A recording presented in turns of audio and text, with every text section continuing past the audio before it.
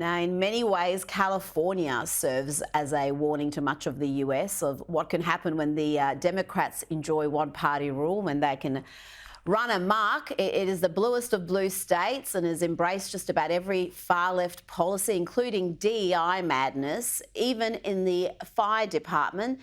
Let's have a listen here to the Los Angeles Fire Department Assistant Chief, Kristen Larson, talking about the importance of diversity, equity and inclusion.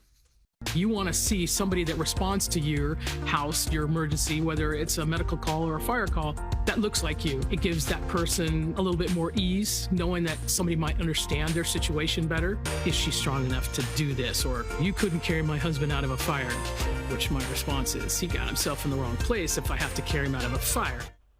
He got himself in the wrong place. That would be funny, Douglas, if it was a Babylon Bee sketch, but sadly it's all too real. Absolutely, and that's including at the very top of the fire department in LA, at the head of the LA Fire Department. If you even now look at the website that she has, her bio, it's all about the fact that she's a diverse woman, that she's a proud member of the LGBTQIA+ community, and that her priority is diversity. The numbskull we just heard from there, also in the fire department, I hope very much that LA voters and others take note of this. In the end, these people who talked the diversity talk didn't know what they were doing in the real world. Actually, it's not about somebody who looks like you coming to your house. It's about somebody coming to your house. It's about somebody saving your house from burning down. I spoke to residents of LA earlier this week whose home and all their belongings had been burnt to nothing and has had their whole neighborhood. And they said to me, not one fire truck showed up, not one, Rita. Wow. Now, if I was a resident there, and I'd heard this guff for years about how important it is that a diverse woman of color should come and how empowering it is that a lesbian is head of a... No, you just want competent fire authorities. And that is exactly what LA has not had. And we'll see if the appropriate lessons are learned from that or not. But this goes right up to the top. It's Governor Newsom who is doing this nonsense. It's the local mayor who is doing this nonsense, the heads of the fire service who are doing this nonsense. And in the end, somebody has to be responsible for the fact that there was no water. Somebody has to be responsible for the fact that there was no water coming out of the fire hydrants. Somebody has to be responsible for all this. And Governor Newsom has been standing intermittently, as we can see there, in front of these fires, in front of these burned out buildings, talking about how we can all pull together and go forward and all of the usual inane nonsense. And the whole neighborhood's burned down and is still burning. I hope very much the residents who suffered from this realize that this stuff is not a joke and things were always too late for this nonsense, and they're certainly too late for it now. Now, for many years under the Biden administration, we've seen white supremacy spoken of as the greatest threat facing America. To single out as the most dangerous terrorist threat to our homeland is white supremacy.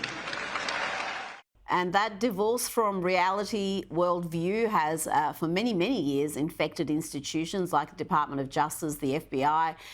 How do you see that changing under Trump, particularly after the shock of the New Orleans terror attack on New Year's Day? Well, you know, a counterterrorism and counter-extremism policy should be one of the most evidence-based policies in government. It should not be about pushing an ideology. It shouldn't be standing in front of a particular demographic and an electorate and saying, I've decided that X is the biggest threat. It should be based on what the biggest threats are.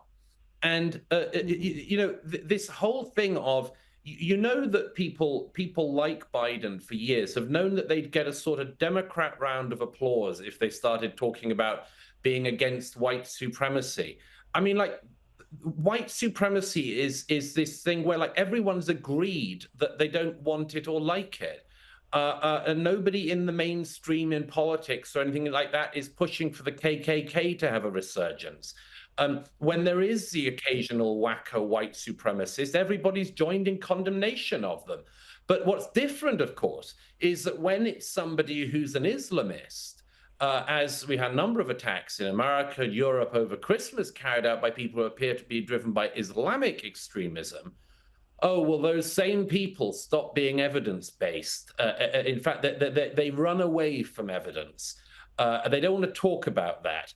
Or we always get the thing of, this isn't the time to talk about it, and further down the line also isn't the time to talk about it. And actually, it turns out there's no time to talk about it. And I would just hope that there would be a realistic weighing up of the threats to the American homeland under the new administration, and weighing up those threats wherever they come from, and dealing with them wherever they come from. But we'll see. I mean, there's one of the things is that residues of administrations can last an awfully long time, particularly if they're of the left. They remain effectively in the trees and forests left behind by the retreating administration. And there will be whole structures in CIA, FBI, DHS, and others who will still be following the Democrat lead on this, even once the Republicans are back in. And that's one to really look out for, because it's one thing to have the policy, it's another thing to actually have departments and institutions of government that actually see it through. That, of course, happened during Trump's first term. So I think he's hopefully learned from that, and we're going to go scorched earth from day one. And if Kash Patel is there heading the FBI, I think you're going to see a little bit of that.